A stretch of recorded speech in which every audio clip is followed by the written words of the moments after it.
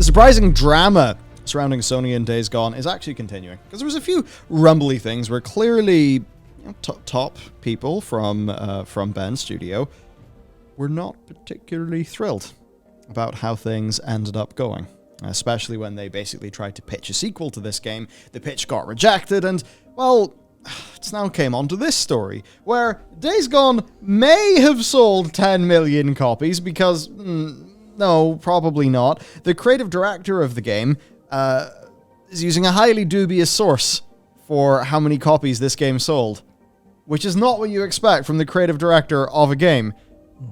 And generally, there's been quite a lot of public beefing at Sony. Yeah. It's all quite weird. So we're going to dive into this story and work out what's actually going on. So, Bend Studios' zombie survival sandbox Days Gone released back in April 2019. And look, I've not played it. All that I'll say is the crowd technology they used for the zombies actually looks really cool. But,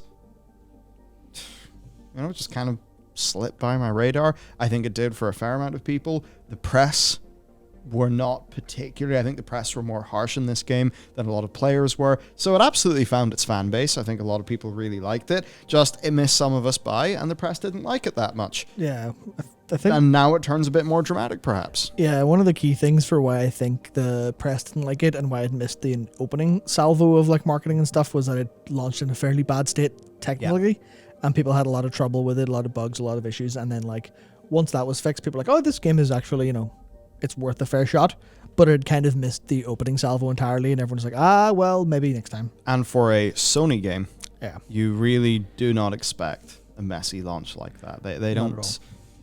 I mean, yeah, you don't expect that. So, basically, this game has stayed in the news, and I wonder how much this drama has actually helped awareness of Days Gone. I think it's probably helped substantially. Definitely. But this is because of a lot of surprisingly anti-Sony sentiment at the studio. So, basically what happened, everyone, is news of a failed sequel bid emerged last year, right? That was around the same time that the Bend studio director, John Garvin, sparked headlines when he said, quote, "If fans do want a sequel to their beloved games, they should buy the original at fucking full price."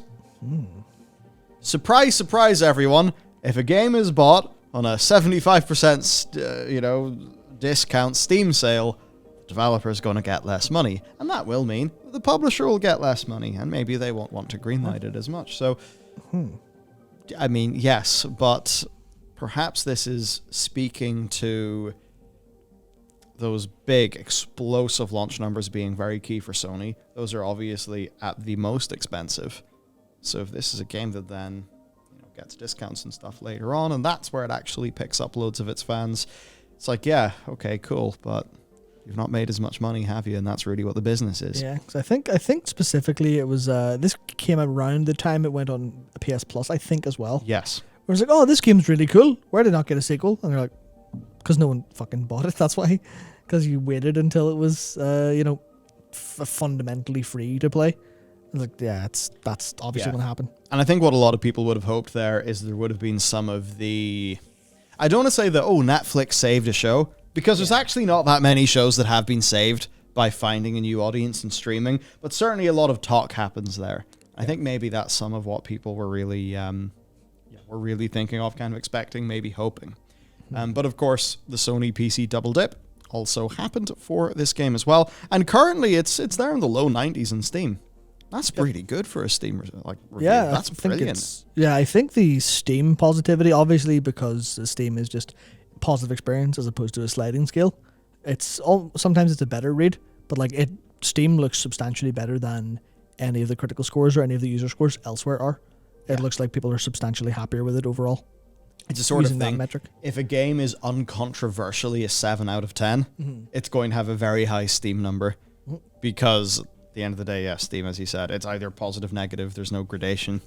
It's a bit like, look, take a movie you like, look at its Rotten Tomatoes, compare it to Metacritic. Now, obviously, Metacritic is...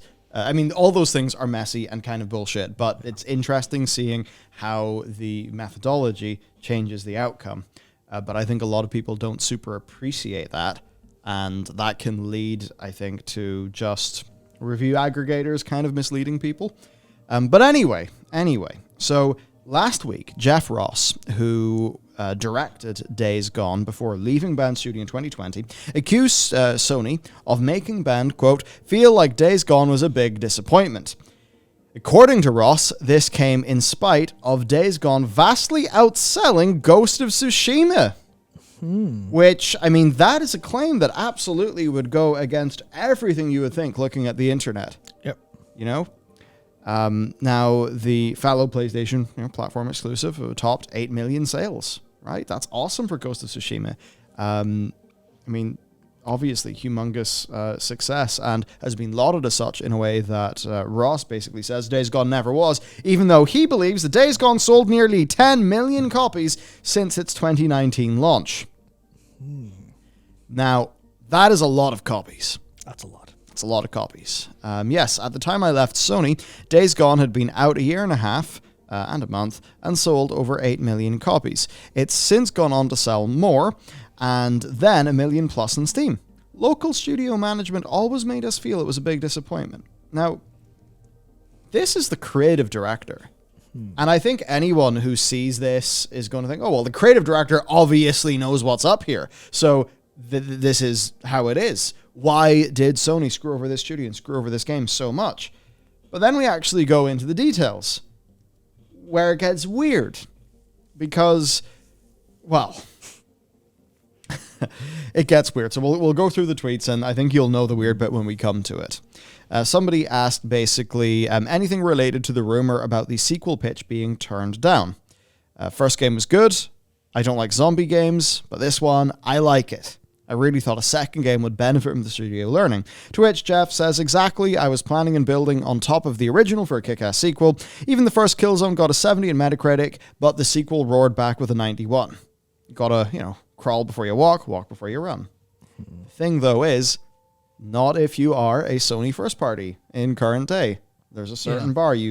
That's Sony clearly have a different opinion than they did in the past. I think, maybe get into it a little bit deeper later, but I think that's the problem with Bend being, compared to every other Sony first party, they've had loads of experience in their own games. Bend were focused on Vita games and ports, so they never had the experience, so they were expected to do better than they were possibly capable of with their first game. Yeah.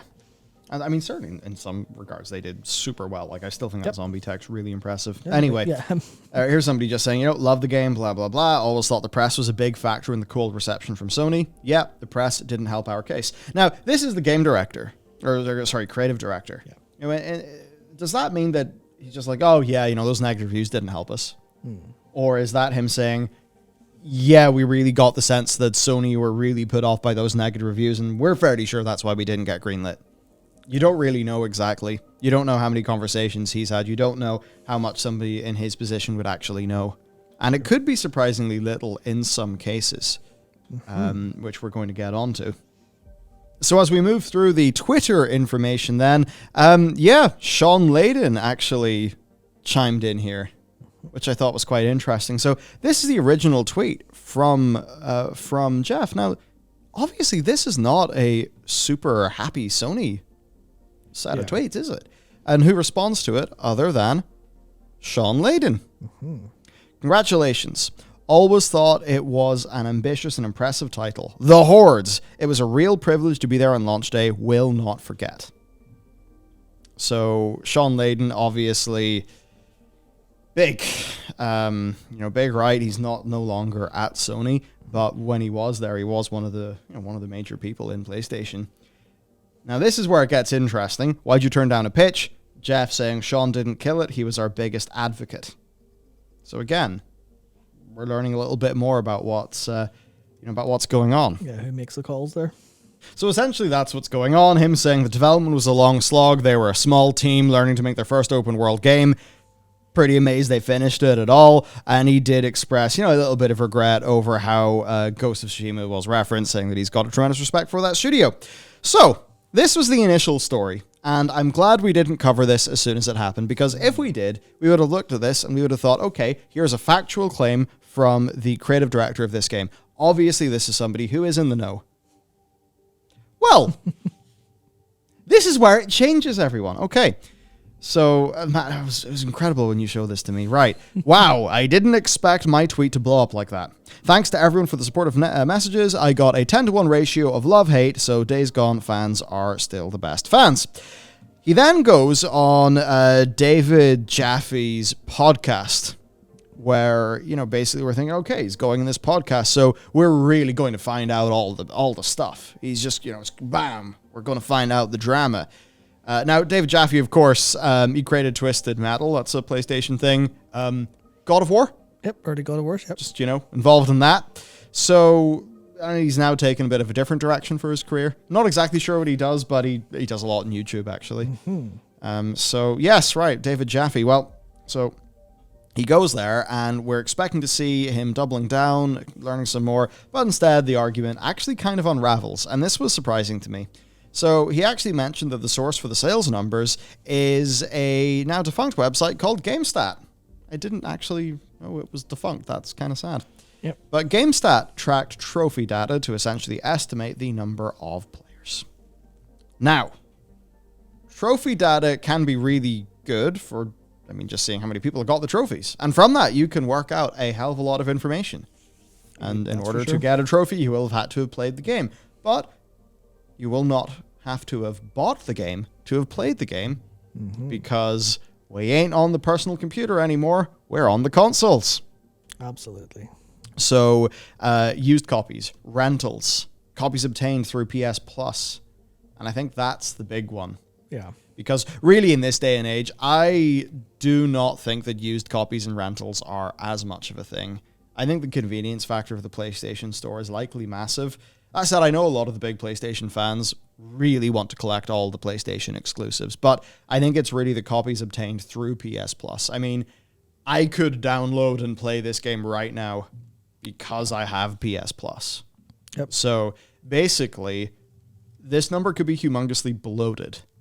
And I think what's kind of unfortunate right now is we don't have, I believe, full access to all of the historical trophy data. I don't believe so. If we could get that historically and we could see the pre-PS Plus numbers, that at least would have been quite interesting. But we don't have those numbers. So the best we can say right now is it 8 million sales? No, I think almost definitely not. If you take a look at how many people access games in Game Pass and on PS Plus, that is so much. And in this case, obviously, it's PS Plus. And just think about how many people got a PlayStation 5. They have the PS Plus collection, of all of those games. And I think that's the big thing too. It's not like you could just grab Days Gone for 1 month 6 months ago. It's there in the PS Plus collection. So anyone with PS Plus, no matter what, can download this game. And I think that massively inflates the number, especially because the PS5, it came out, there's a lot of great games, but not a humongous amount of games. So people will have been checking out other games that they've missed. And almost all the people will have had a PlayStation Plus subscription. So, yeah. Did it sell 8 million copies plus the million in Steam? Maybe it's at 10 million now and is beating Ghost of Tsushima? We certainly don't think so. That is a pretty, I think his method there for sales numbers is pretty questionable. That said, he is sticking to it. Now, yeah, if you're going to say that it's all those millions of players, that's actually a pretty good thing for the game. That's a good thing for the game. But it ties into what his old boss said. If I go way, way up to the very top of our document, if fans do want a sequel, they should buy the original at full price. Clearly, a PlayStation Plus download isn't worth as much money as dropping your full $60 on this. Of course, well, right now for us, that would be $69.99 if it was a new PlayStation game, because they're getting more expensive. Now, he says he stands by his numbers. And it's just the sort of thing. He's the creative director of the game. Did he seriously not know? Or is this one of those weird things where he does know the real number, but he's basically using this trophy thing in order to be, to say, oh, this is where my number's from, even though in his head he knows the real number and maybe he just knows they line up. You could sort of say something like that, but A, that's kind of conspiratorial, and B, doesn't really figure. Yeah, I think it kind of falls under the same kind of lens as how you treat what a journalist says. They go, oh no, we have a source, trust me. You're like, Understandable that you can't tell us why, but we can't 100% trust you. That's it. Unless you reveal your source. It's the same here, where if he turns around and says, oh no, I was literally told I have a contact in Sony that has told me this number confirmed, but I can't tell you who it is, then, obviously that person could be in trouble, stuff like that. So I'm not sure how to feel about this. But definitely the trophy data is definitely not the way to go. Yeah. Because I looked at some stuff and there's even PSN profiles currently shows that 46% of people who have played the game completed it, which is not really a great look.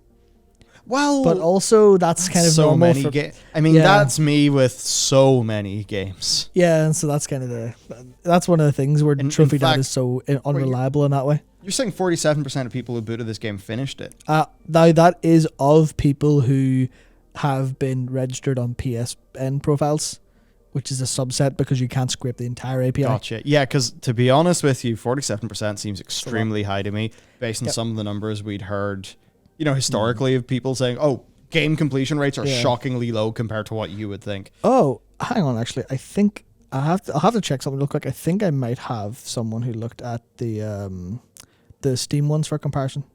Nice. Okay, well, while you do that, then it's time to talk about some of the meta of this story because it's weird. One of the things in so many industries is keeping face, right? Often you will see maybe somebody leaves the project citing creative differences and everyone's, firm handshakes all around and everyone's happy. Obviously they're fuming behind the scenes, but that sort of veneer is maintained. That's generally what you get. I mean, well, that's why whenever somebody goes a little bit further than that, you really know it's serious. As an example, whenever Bryke, the two creators of Avatar, whenever they left the Netflix thing recently, and their statement, it's oh, they didn't just say we're gone, citing creative differences. It was full on, that they're really diving into it, that they don't have faith that Netflix will sort of carry out, the vision of what Avatar is. You're okay, shit, these guys really mean business. So here, I think there's a similar thing going on. These guys are clearly really, really pissed off to the point where they're willing to risk reputational damage, and that really is quite something. These guys, they left Bend in December 2020 following 20-year careers at that studio. That's a long time at one studio. Now, we know from the former outbursts that Bend tried and failed to get a Days Gone sequel off the ground in 2019. That seems to have just created a lot of animosity. So, speaking to David Jaffe, Ross basically outlined how, following the failed pitch, Sony asked Bend whether there was any other IP that the studio would be excited to play with. So Ross actually pitched the idea for an open-world Resistance title and seemed to get excited about it. You know what? That does sound kind of cool to me. He says, the pitch I was making was an open-world Resistance and would be fucking rad. We have all these open-world loops that we figured out, and it almost wrote itself with Resistance. There are so many aspects of that property that kind of lent itself to open-world gameplay. So that's one idea that he had. But Sony weren't big fans of that. They instead suggested Ben should work on a reboot of Siphon Filter. You'd forget that one, wouldn't you, that existed. That's obviously one of their very old franchises. I think newer gamers won't really know about Siphon Filter.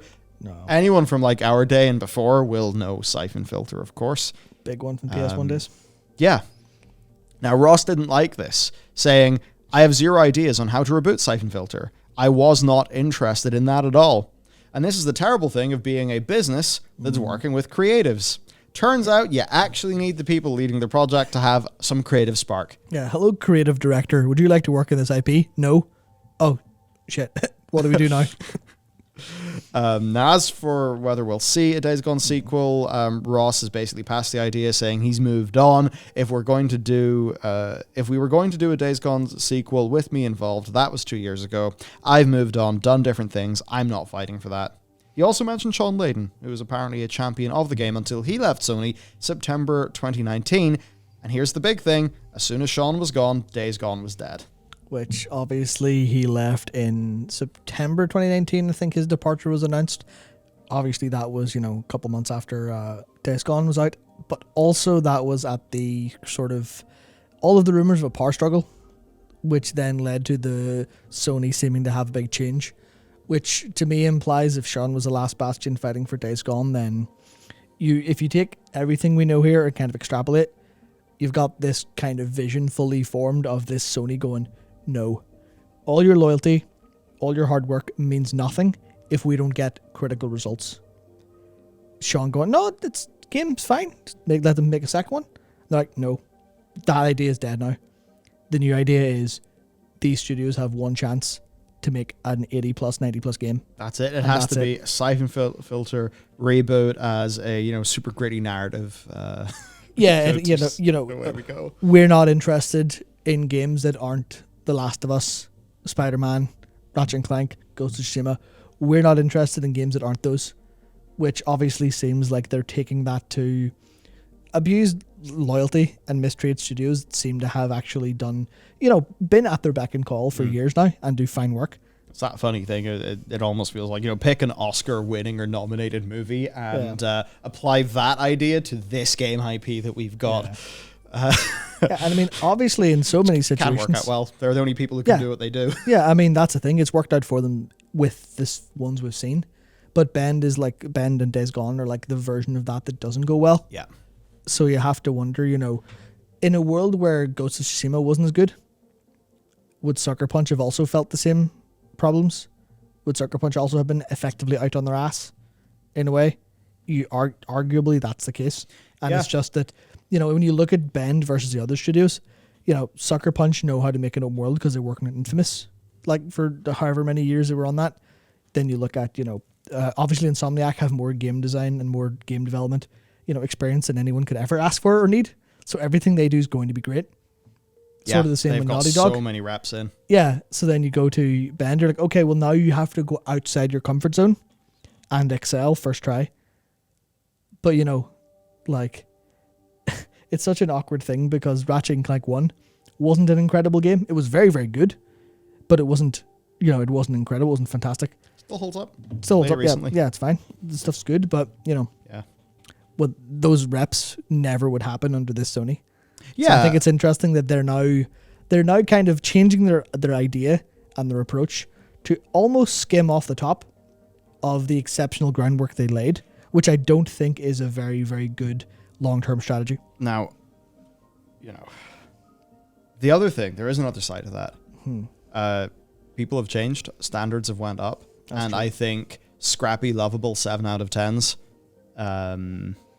in a big blockbuster expectations sort of space. Yeah, I think people aren't going to be as receptive of them.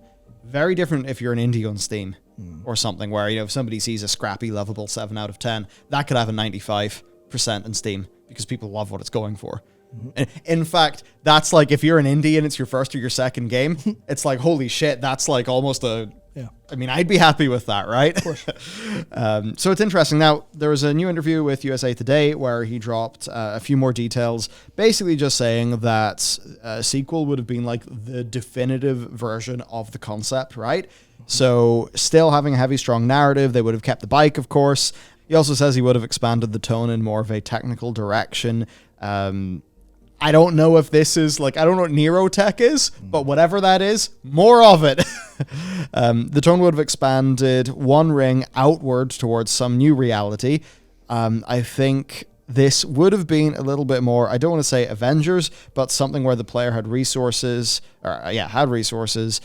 he had some sort of remnants of whatever the government had. So... because I've not played Days Gone, I basically don't have a clue what any of that means. But hey, sounds interesting. Sure. I mean, look, if this game was maybe not... if people love this game, then I would love there to be a sequel for those people. And there's so many...